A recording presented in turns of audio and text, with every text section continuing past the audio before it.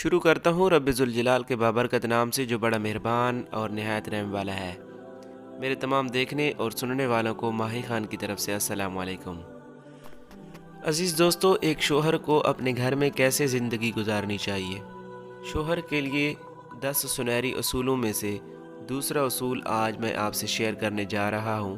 पहला असूल मैंने आपसे पिछली वीडियो में शेयर कर दिया था। उम्मीद है आप उससे मुस्तफ़ीद हुए होंगे। अगर आपने अभी तक वो वीडियो नहीं देखी तो मैं उसका लिंक आपको डिस्क्रिप्शन में दे रहा हूँ, मुलाहिज़ा फरमा लीजिएगा। तो चलते हैं आज के दूसरे सुनहरी उसूल की तरफ कि अगर हम इन पर अमल कर लें तो घर की ज़िंदगी पुरसुकून और खुशगवार हो सकती है। ये बातें बज़ाहिर तो छोटी छोटी नज़र आती हैं, मगर इन छोटी छोटी बातों से बाद में झगड़े बन जाते हैं। पहला उसूल ये कि जब भी घर में दाखिल हों मुस्कुराते हुए दाखिल हों। इसकी तफसील मैंने आपसे पिछली वीडियो में शेयर कर दी थी। दूसरा उसूल ये कि घर में बीवी कोई अच्छे काम करे तो खामद उसको ज़रूर अप्रिशिएट करे, उसकी तारीफ़ करे। मसलन खाना अच्छा बनाया, उसने घर को साफ़ सुथरा रखा है, चीज़ों को अच्छी तरह और ख़ूब सेट किया है और घर देखने में भी खूबसूरत है, हर काम अपने अपने वक्त पर मुकम्मल है, तो खामद को चाहिए कि बीवी की अच्छे कामों की तारीफ़ करे। अगर गलती की तनकीद करने से खामद नहीं चौंकता तो फिर तारीफ़ करने से क्यों चूक जाता है। ये इंसान की फितरत है कि जब वो कोई अच्छा काम करे तो वो चाहता है कि मेरी तारीफ़ हो। चुनांचे बीवी भी जब घर में सारा दिन कभी कोई काम कर रही है, कभी कोई काम कर रही है, और इसीलिए कर रही है कि मेरे खामद का घर अच्छा हो, हर चीज़ वक्त पर तैयार हो, तो उसकी मेहनत का इतना सिला तो उसे मिलने चाहिए कि खामद अपनी ज़ुबान से चंद तारीफ़ी जुमले बोल दे कि हाँ ये काम बहुत अच्छा किया। मसलन आपने खाना बहुत अच्छा बनाया है। अब ये खाने की तारीफ़ करना सुन्नत भी है।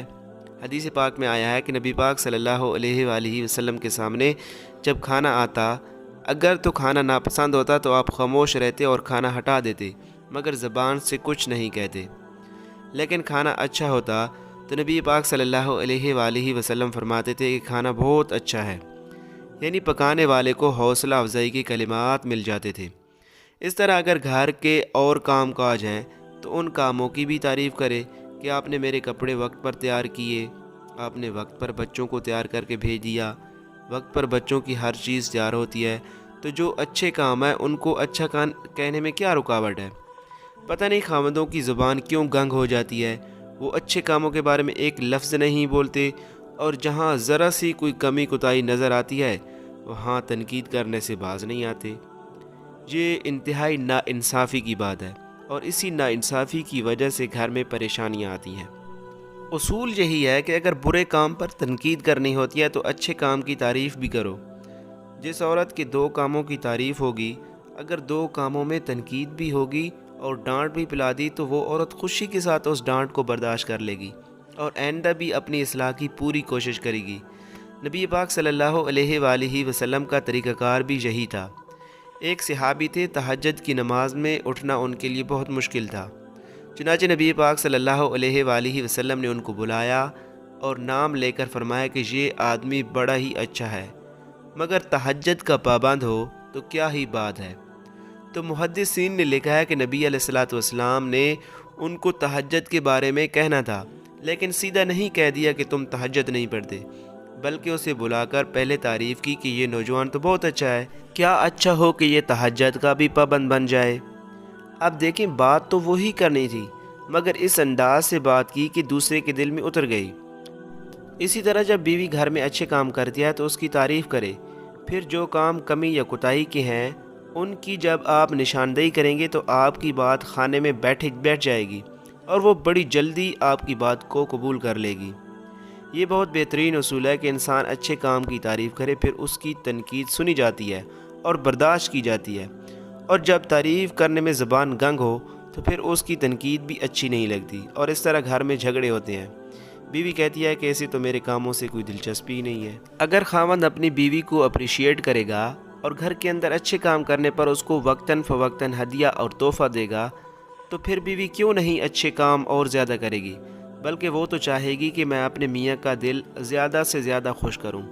लिहाजा इस बात को ज़हन में रखिए और बीवी के अच्छे कामों की तारीफ़ कीजिए।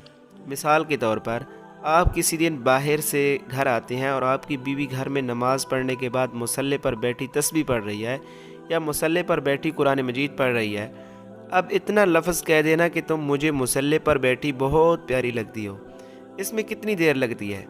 شاید 3 سیکنڈ نہیں لگتے، لیکن اتنے الفاظ کہہ دینے سے آپ دیکھیں گے کہ آپ کی بیوی مصلی پر بیٹھنے کا پکا معمول بنا لے گی۔ جب اس کے دل میں یہ ہوگا کہ اس بات سے میرا میاں خوش ہوتا ہے تو وہ تو اس کام کو اور زیادہ خوشی کے ساتھ کرے گی۔